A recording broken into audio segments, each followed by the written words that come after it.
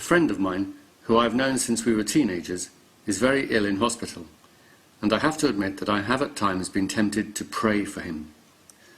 Of course, I know this is a waste of time, but it's a common response given that both Islam and Christianity present God as if he does actually answer prayers, misleading billions of people to spend their lives on their knees pleading and crying to a God who never answers. The Qur'an says, "I answer the prayer of the supplicant when he calls upon me." And Prophet Muhammad said, "If you ask, then ask Allah, and if you seek help, then seek help from Allah." I must have prayed many thousands of times during all the years I was a Muslim. After each formal prayer, I stayed kneeling on my prayer mat, held my hands out to God and made dua. I prayed for many things, depending on my situation at the time: to get a new bicycle, to pass my exams, to make me a good Muslim, to keep me on the straight path, to stop this or that war, to feed the starving, or to help the victims of a disaster, and so on.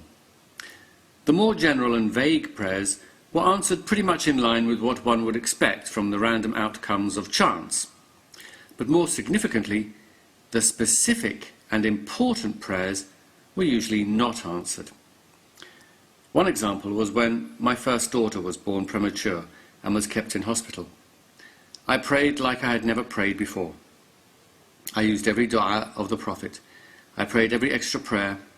I avoided any doubtful act and performed all my religious duties down to the tiniest detail, along with extra acts of piety and charity. I stayed up all night praying. But God, in his infinite wisdom, decided to ignore all my pleas, and she died.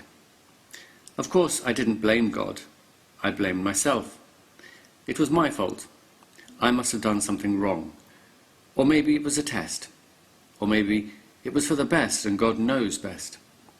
Anything to avoid the most obvious explanation, that praying to God actually makes no difference at all. I might as well have been praying to Humpty Dumpty, since the results would have been exactly the same.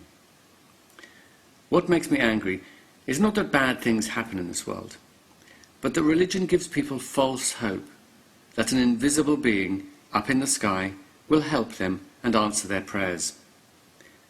Religion makes people feel guilty if their prayers are not answered, blaming themselves for not being good enough, and pushing people to ever more obsessive observance of meaningless rituals.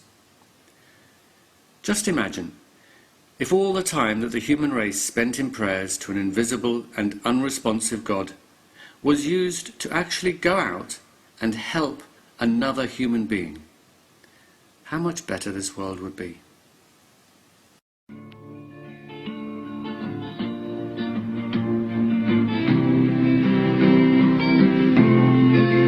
I had a message from above,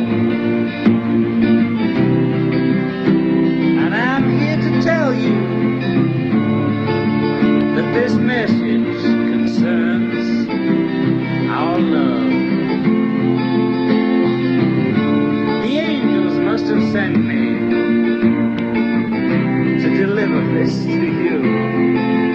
Now hear me now, brothers and sisters.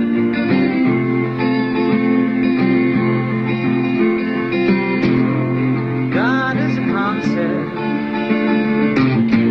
by which we measure our pain. I'll say it again. God is a concept